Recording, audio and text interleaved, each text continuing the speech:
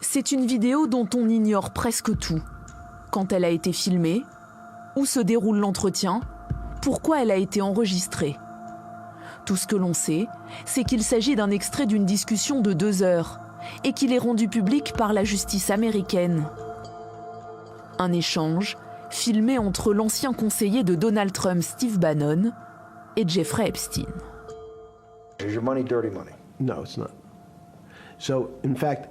Why is it not dirty money? Because I earned it. Le prédateur sexuel américain se retrouve sous le feu des questions et se livre à une interview confession. Do you think you're the devil himself? No, but I do have a good mirror. It's a serious question. Do you think you're the devil himself? I don't know. Why would you say that? Because you have all the attributes. You're incredibly smart. You remember, the devil is somebody knows.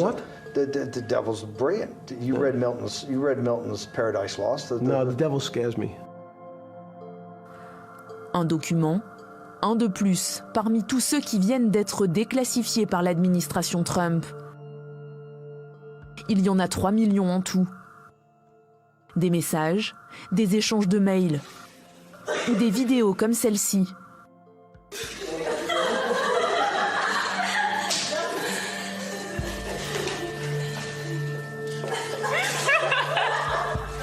On y voit Jeffrey Epstein courir après des femmes anonymisées derrière ces rectangles noirs, dans ce qui semble être sa cuisine de Little St. James.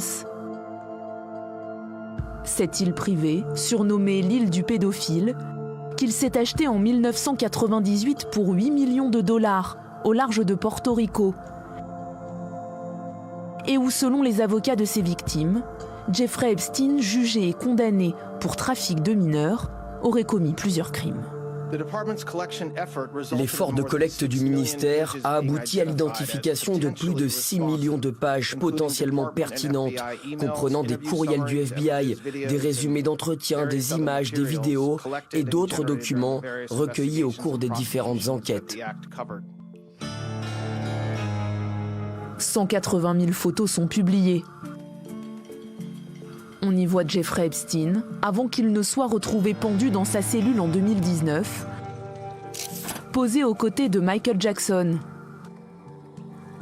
Ou là, avec l'ancien président américain Bill Clinton, photographié dans une baignoire avec une femme dont l'identité a été dissimulée. Plusieurs clichés montrent aussi ses rencontres avec Donald Trump, Mick Jagger ou encore Bill Gates. Des personnalités publiques américaines, mais aussi des Français. Avaient-ils connaissance des agissements du financier pédocriminel américain, ou bien sont-ils mêlés, malgré eux, à ce scandale mondial? C'est le cas de Michel Hazanavicius, qui le rencontre un mois après le sacre de son film The Artist aux Oscars, en mai 2012. Les deux hommes dînent ensemble, en présence notamment de Woody Allen. Je l'ai rencontré 2 fois personnellement et 1 fois à un dîner. Je ne connaissais évidemment pas son comportement de prédateur. À l'époque, nous étions alors les coqueluches d'Hollywood et avons à cette époque rencontré beaucoup de personnalités.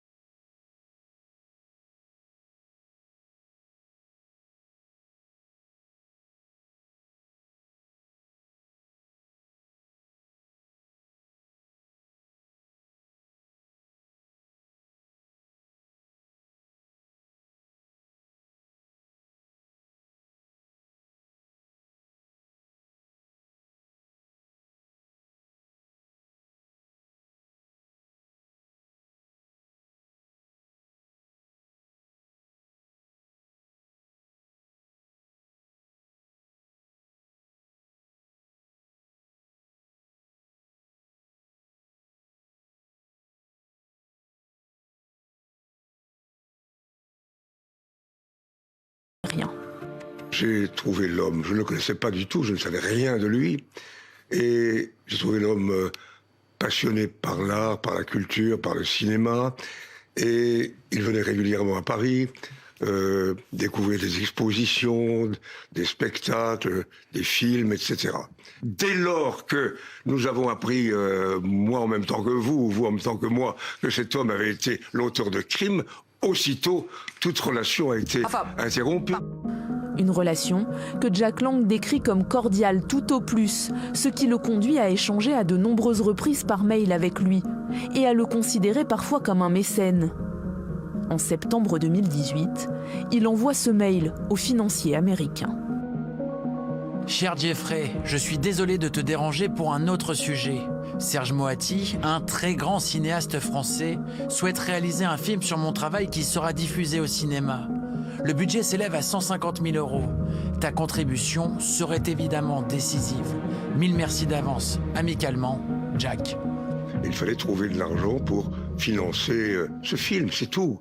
Et donc, on le fait habituellement, c'est pas anormal. D'ailleurs, je crois que d'autres personnes ont contribué au financement de ce film. Je ne vois pas en quoi il est anormal. Je le fais en permanence pour l'Institut du monde arabe ou d'autres institutions. Je sollicite des mécènes. Solliciter un mécène, ce n'est quand même pas un délit. Les deux hommes nouent des liens financiers, à tel point que Jack Lang figure dans les statuts d'un fonds offshore aux îles Vierges créé par Jeffrey Epstein pour du mécénat d'art contemporain. Et j'ai été moi-même stupéfait de découvrir il y a quelques jours que mon nom figurait là-dedans. Quel acte répréhensible j'ai commis? Aucun. Je me sens pleinement, j'allais dire, pour employer une vieille expression, blanc comme neige. Pour l'heure, les nouveaux documents déclassifiés n'ont pas eu de répercussions judiciaires en France. Mais les tribunaux français connaissent cette affaire de longue date, depuis le 23 août 2019 précisément. Ce jour-là, le parquet de Paris annonce l'ouverture d'une enquête pour viol et agression sur mineurs. Une décision justifiée par les habitudes parisiennes de Jeffrey Epstein. À cette époque, le milliardaire américain possède une adresse au numéro 22 de la très chic avenue Foch. Un appartement de 800 mètres carrés, à l'intérieur duquel il avait installé des salles de massage. D'après son intendant, un plaisir auquel il s'adonnait jusqu'à 4 fois par jour. Un voisin rencontré nous confiait le voir régulièrement, très bien accompagné. Quand même, c'est un homme qui aime bien les femmes. Ça c'est clair. Je croyais des filles. Mais c'est pas des mineurs, c'est des majeurs. C'est des jeunes filles entre 20 et 30 ans. C'est les plus jeunes qui sont plus jolies parce qu'ils sont belles. À la suite de l'ouverture de cette enquête, plusieurs victimes se manifestent. Et en octobre 2019, l'une d'elles porte plainte pour la première fois. Elle ne vise pas directement Epstein, mais plutôt l'un de ses très proches, un Français. Son nom, Jean-Luc Brunel, connu pour être le directeur d'une grande agence de mannequins. Un statut dont il aurait profité pour aider le milliardaire, selon l'une des anciennes victimes présumées d'Epstein. Leur amitié était liée au fait que Jean-Luc Brunel fournissait des dizaines de jeunes filles à Epstein pour nourrir son appétit sexuel pour les mineurs. D'après cette victime présumée, Jean-Luc Brunel aurait par exemple envoyé 3 Françaises de seulement 12 ans chez Epstein comme cadeau d'anniversaire. À chaque fois, le même mode opératoire. Un message codé envoyé par l'agent français au pédocriminel américain, comme sur cette note confidentielle retrouvée à l'époque chez Epstein. Il y a une prof pour vous apprendre à parler russe. Elle a 2 fois 8 ans, pas blonde. Les leçons sont gratuites et vous pouvez avoir la première aujourd'hui si vous voulez. Une autre femme, qui parle ici anonymement, affirme avoir été témoin des arrangements entre les deux hommes. En 2004, cette Sud-Américaine est un mannequin de 18 ans, recruté par Jean-Luc Brunel. Il la convie à passer 2 jours dans la villa du milliardaire, à Palm Beach, en Floride. Il y avait nous les mannequins et aussi Jean-Luc Brunel, Monsieur Epstein et ses assistantes, oui. et tout le monde qui travaillait à la maison aussi. On a eu la sensation justement d'être privilégié, d'être là. À la fin de ce week-end, elle embarque dans le jet privé d'Epstein, toujours en compagnie de Jean-Luc Brunel, direction New York. Ils sont installés dans un très beau appartement à New York, en Upper East Side, et on habitait avec l'une des assistantes de Epstein. Elle va y séjourner 2 semaines, durant lesquelles l'hôte américain leur fait parvenir des cadeaux. Il nous a donné par exemple des billets Broadway, il nous a envoyé des fleurs, il nous a envoyé du chocolat. Ensuite, l'assistante avec qui on habitait, elle m'a demandé si je pourrais bien aller chez lui, lui faire un massage, et pour lui remercier justement. La jeune mannequin refuse de faire des massages à Epstein et très vite, sa situation change. J'étais appelé à l'agence et ils m'ont annoncé qu'il fallait déménager de cet appartement où j'habitais. Donc j'ai déménagé d'un appartement au Brooklyn, très loin du centre-ville, et j'ai senti que c'était une sorte de punition. À la suite de cet incident, elle affirme ne plus avoir travaillé avec Jean-Luc Brunel.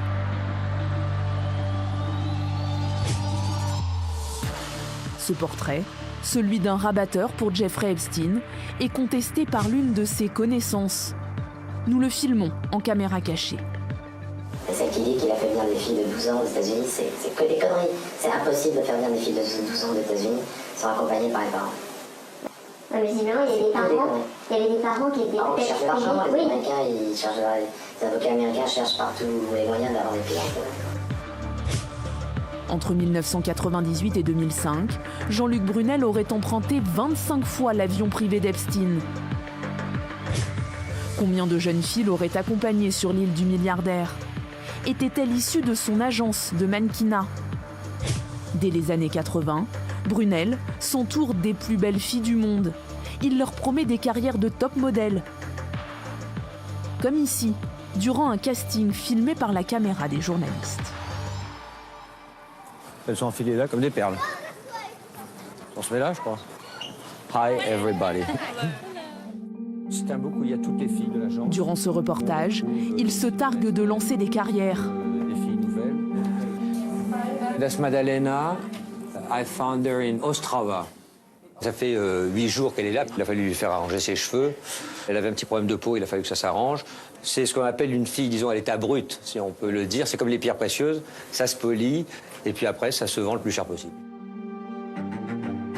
Clayton Nelson est un photographe de mode américain. Il a travaillé pour Jean-Luc Brunel. Plusieurs mannequins lui ont raconté l'ambiance singulière de soirées bien arrosées. C'était les fameuses soirées au bain-douche. Plus il y avait de filles, et mieux c'était.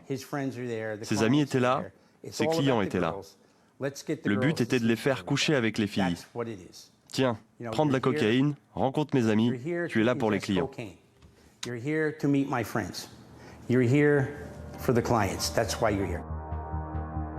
En 2020, une mannequin déclare avoir été droguée et violée durant l'une de ses soirées, alors qu'elle n'avait que 17 ans. À la suite de ce témoignage, Jean-Luc Brunel est mis en examen 1 an plus tard pour viol aggravé sur mineur. Emprisonné à la Santé à Paris, il est finalement retrouvé mort dans sa cellule en février 2022, mettant un terme à toute action publique. Combien de jeunes femmes l'agent aurait-il fourni à Jeffrey Epstein? Était-il le seul Français? Selon cette avocate de victimes de l'affaire Epstein, invitée ce jeudi sur notre plateau, les rabatteurs étaient nombreux et un Français serait toujours dans la nature. À ma connaissance, il y a un individu, effectivement, qui pourrait être à l'origine de faits de traite des êtres humains. Mais encore une fois, nous n'avons pas de plainte aujourd'hui, simplement des éléments qui laisseraient peut-être supposer, je le tiens, de révélations de victimes, mais qui, à ce jour, n'ont pas déposé plainte. Rabatteurs, agents, associés ou simples connaissances, quels étaient les rôles concrets de ces Français cités dans ces nouveaux documents? Celui de Ghislaine Maxwell pourrait un peu plus s'éclaircir. La franco-britannique, ex-compagne et associée de Jeffrey Epstein, sera auditionnée le 9 février prochain par la justice américaine. Elle purge actuellement une peine de 20 ans de prison pour exploitation sexuelle.